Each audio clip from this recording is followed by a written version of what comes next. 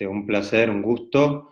Mi nombre es Mariano Gendra Gijena y por pedido un poco invitación de Mercedes Carrasco, bueno, intentaremos dar un aporte más a la confusión general que vivimos todos, lamentablemente, en estas circunstancias.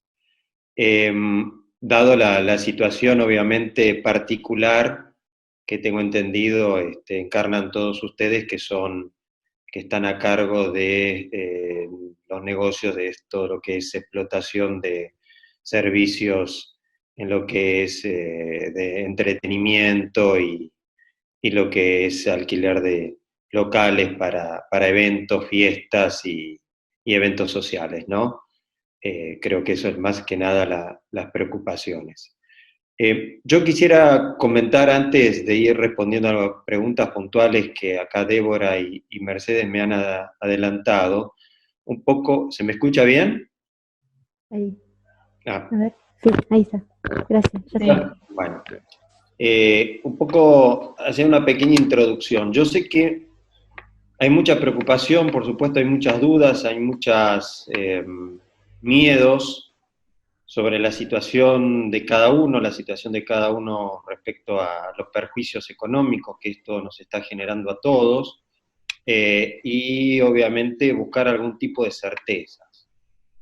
Bueno, trataremos de dar algunas y otras lamentablemente no las hay de forma completa, hay que esperar que transcurra el tiempo, pero por lo menos tratar de orientarlos en cuanto a cómo actuar en base a lo que se viene.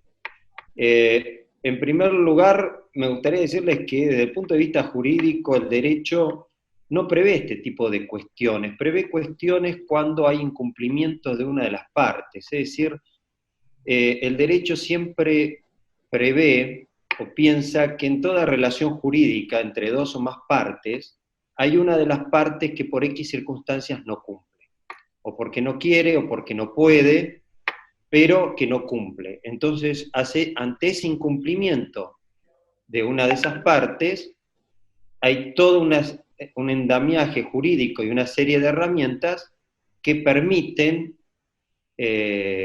defender y permiten proteger a la parte que sí ha cumplido y le da una serie de derechos que le permitan reclamar a la parte que sí ha cumplido justamente los daños y los perjuicios que el incumplimiento en la otra parte esto le está generando. Así está armado el sistema jurídico, así está pensado el sistema jurídico.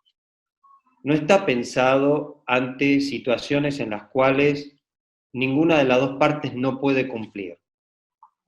No está pensado ante situaciones en las cuales cuestiones como estas de carácter sanitario u otras impiden la libre relación entre las distintas partes, más cuando estamos hablando de relaciones contractuales, como es en este tipo de casos. Y me refiero tanto para locaciones de inmuebles, como también las relaciones que ustedes tienen con sus clientes dentro de un marco también contractual de locación de servicios o ley de defensa del consumidor. Hay muy pocos mecanismos que el derecho, no solamente la ley, sino el derecho en sí, prevé para estas cuestiones. Porque el armado jurídico está pensado siempre en el cual entre dos o más partes hay uno que no cumple con lo acordado. Y entonces ahí gira todo ese andamiaje. Dicho esto, un poco decir, no vamos a poder encontrar situaciones, una solución directa y expresa que eventualmente nos deje totalmente conforme en función, obviamente, de la defensa de los intereses que cada uno tiene y de los perjuicios que cada uno tiene, ¿no? Quería dar un poco esta pequeña introducción en función de, bueno, de que lamentablemente no hay soluciones mágicas para estas cuestiones. No sé, Débora, si se me ha estado escuchando bien. Sí, perfecto. Bueno, ¿querés que vayamos a ir respondiendo algunas puntuales que vos me fuiste adelantando? Bueno, tenemos así 3 bloques, un tema Sí, de peñas, alquileres y, y empleados. ¿Querés que vayamos primero al tema alquileres? Bueno, que es el que más preocupa. Sí, Dale. me imagino, exactamente. Dicho esto, todos he visto y ya está dando un poco vuelta por todos lados el famoso artículo 1203 del Código Civil y Comercial de la Nación. Esto hay que interpretarlo bastante cuidadosamente, es decir, en primer lugar, aquí no hay daños y perjuicios de una de las partes. Vamos a hablar, por ejemplo, del locatario, que es en el cual es el conjunto en el cual están todos ustedes involucrados. ¿Por qué no hay daños y perjuicios? Porque no hay una conducta dolosa por parte es decir, la otra parte no ha tenido una conducta dolosa. Acá no hay un locador que no está cumpliendo con sus obligaciones conforme el marco contractual. Sino que acá hay dos partes que son víctimas, obviamente el locatario y el locador. Y que ambas partes, en distintas medidas, se ven perjudicadas por estas cuestiones. Entonces, en primer lugar, quiero responder, creo que había una pregunta, de decir, ¿qué tipo de daños o perjuicios puede reclamar el locador al locatario o el locatario al locador? Bueno, ninguna de las dos partes puede en ningún momento reclamarse daños y perjuicios en este sentido. Lo que sí queda claro, y esto en función obviamente del decreto que salió respecto al tema de alquileres, el famoso DNU, es que, el famoso DNU 320, es que está claro que los montos de los alquileres a marzo se prorrogan, el precio del canon locativo se prorroga hasta septiembre, que se suspenden cualquier tipo de desalojos que se pudieran generar por mora causada posterior al 20 de marzo y hasta el 30 de septiembre, o acciones judiciales de desalojo que se hayan iniciado con anterioridad. Como dije, se congelan los precios de los alquileres. Si durante ese periodo se hubiera pactado algún tipo de aumento, esa diferencia que existía entre el valor del precio a marzo del 2020 al nuevo precio que pudiera generarse durante el periodo de estos 6 meses, esa diferencia se abonará en 3 cuotas sin intereses, 3 cuotas mensuales sin intereses, a partir de octubre, es decir, pasado el 30 de septiembre. Pero a su vez prevé este decreto 320 que si se generaran deudas por falta de pago del alquiler, es decir, el locatario durante ese tiempo no pagara o no pudiera o no quisiera pagar el canon locativo, esa deuda también se pagará en 3 cuotas mínimas, sin intereses o con intereses compensatorios, pero no punitorios, también a partir de octubre. Y acá se habla de 3 cuotas como 3 cuotas mínimas, es decir, que no impide que las partes, locador y locatario, puedan pactar un plan de pagos mucho mayor. Y también, previo a cualquier inicio judicial que el locador pueda iniciarle al locatario por falta de pago, o que el locatario le inicie al locador porque el locador quiere exigir aumentos o el cobro del 100% del alquiler, o el no cumplimiento de este decreto, se establece un sistema de mediación previa obligatoria, ¿no? Entonces, previamente a que haya una solución judicial, lo que busca este decreto es que haya algún tipo de acuerdo entre locador y locatario. Y esto apunta un poco lo que va a terminar ocurriendo. Es decir, más allá que lo que dice el artículo 1203, que desde mi punto de vista no tiene una interpretación tan clara en este sentido. El 1203 hace referencia a que la cosa, en este caso el inmueble, tiene que estar afectado, y que consecuentemente el locatario no puede hacer uso y goce de esa cosa porque está afectada temporalmente. Y acá hay dos cuestiones. Una es la temporalidad, es decir, que esta cuarentena o este aislamiento obligatorio en algún momento termina, podrá terminar en agosto, en septiembre, en octubre, terminan, ¿para qué? No para la generalidad de la ciudadanía, sino específicamente para ustedes, que es este tipo de actividad. Sabemos o prevemos que lamentablemente este tipo de actividad, por tener concentración masiva de gente, van a ser de las últimas actividades que lamentablemente van a estar habilitadas para volver a la normalidad. Entonces seguramente esta actividad va a tener, la postergación de la cuarentena va a ser mucho mayor que aquellos que realizamos otro tipo de actividades. Pero siempre va a tener una temporalidad, es decir, tiene un comienzo que fue el 20 de marzo y va a tener un final. Por lo tanto, tiene una temporalidad, y en segundo lugar, el artículo 1203, además de la temporalidad, habla de que la cosa específicamente tiene que estar afectada. Y he aquí acá la discusión. Estamos hablando que el inmueble tiene que estar afectado o el uso del inmueble tiene que estar afectado. Bueno, ahí es una cuestión de interpretación que terminará definiendo judicialmente los jueces, pero tengamos en cuenta que todavía no hay ninguna jurisprudencia respecto al artículo 1203, porque es un artículo muy nuevo.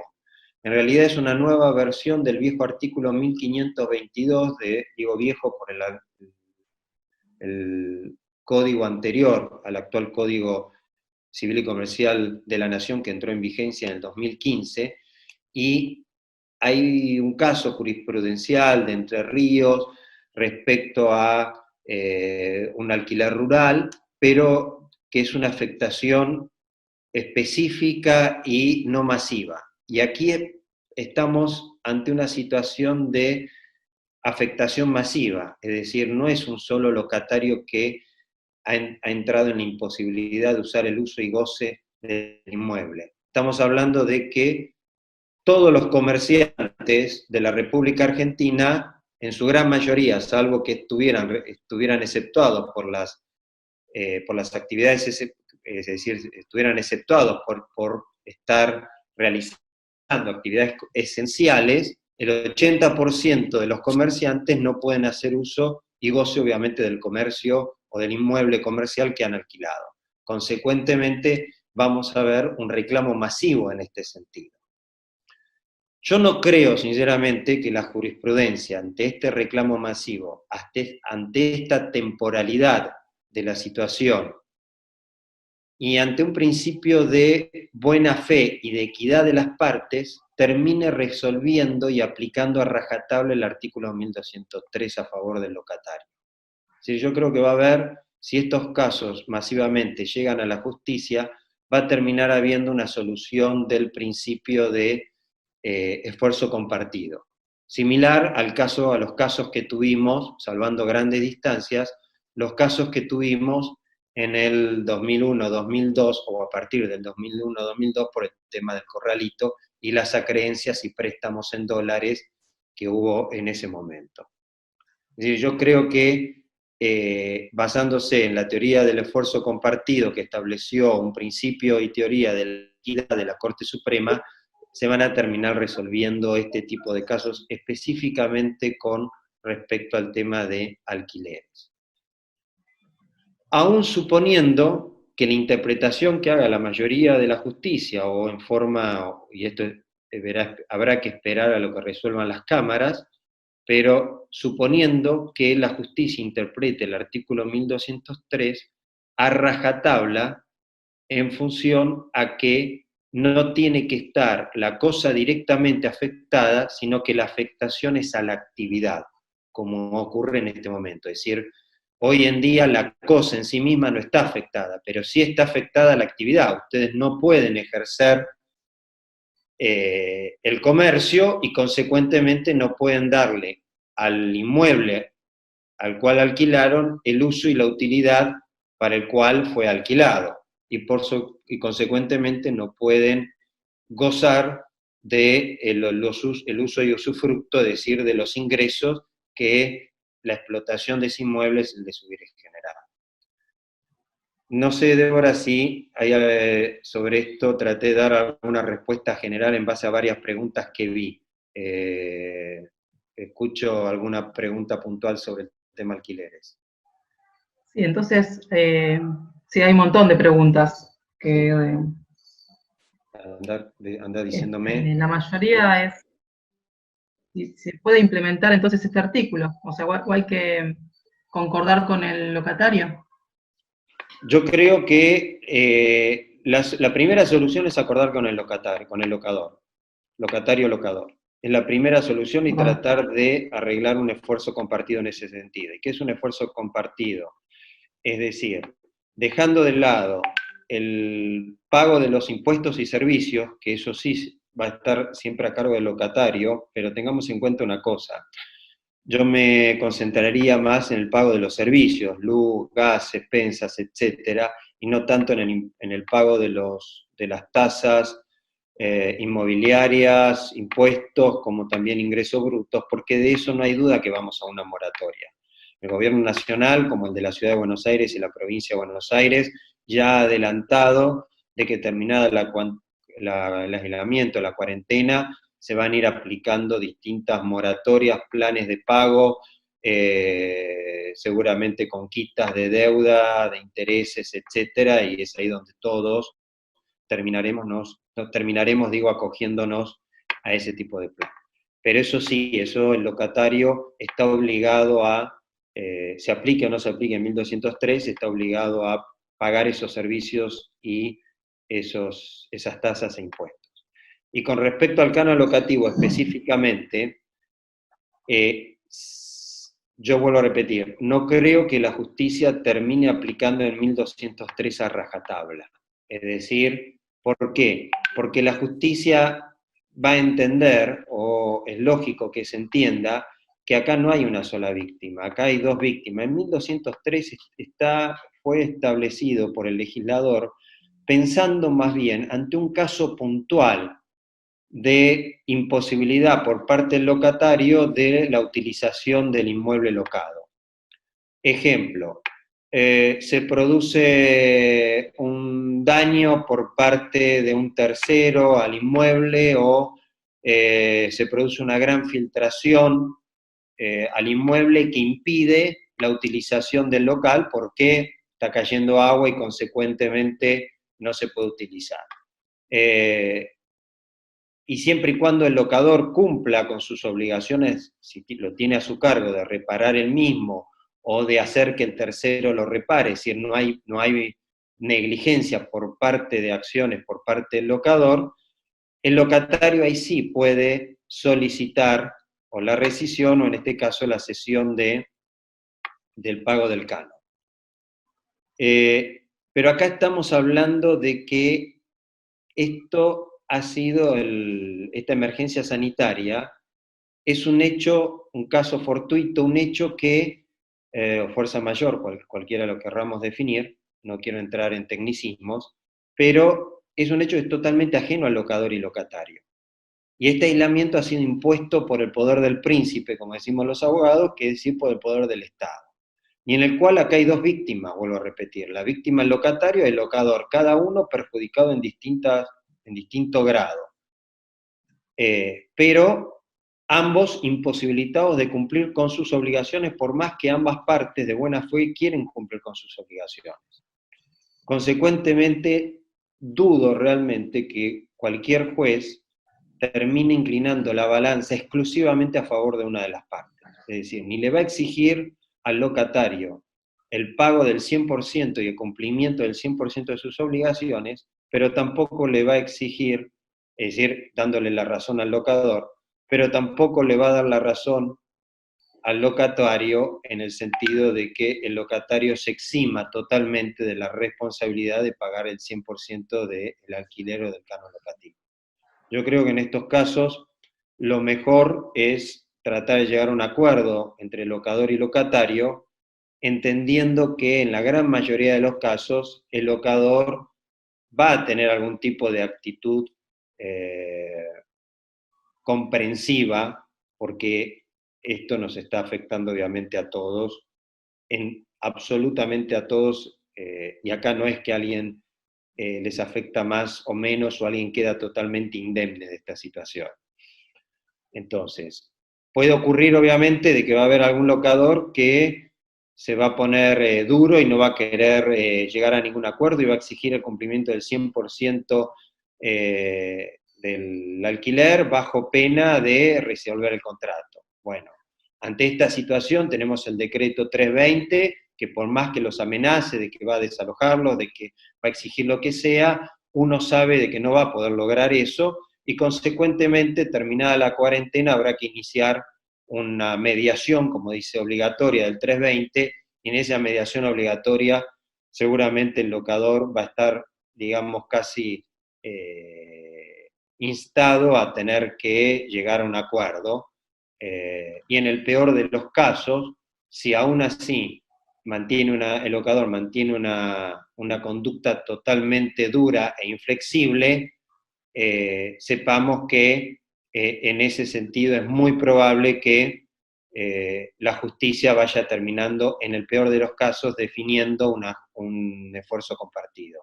Es decir, en lo peor que puede ocurrir en este sentido es que la justicia termine aplicando, ante una acción judicial, termine aplicando un esfuerzo compartido y, consecuentemente, algo haya que pagar del alquiler, pero bajo ninguna circunstancia el juez va a obligar a pagar el 100% del alquiler, cobro eventualmente del canon.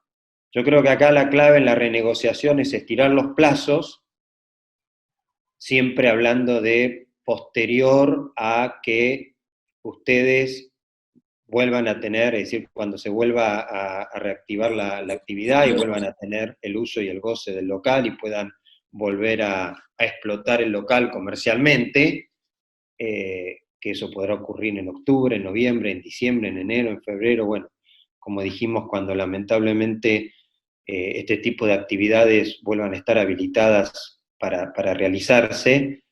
Entonces creo que ahí la clave estará en renegociar esos plazos. Renegociar plazos y renegociar cuotas. Creo que ahí es la mejor forma de llegar a un acuerdo con el locador. Y obviamente obtener una reducción del canon locativo.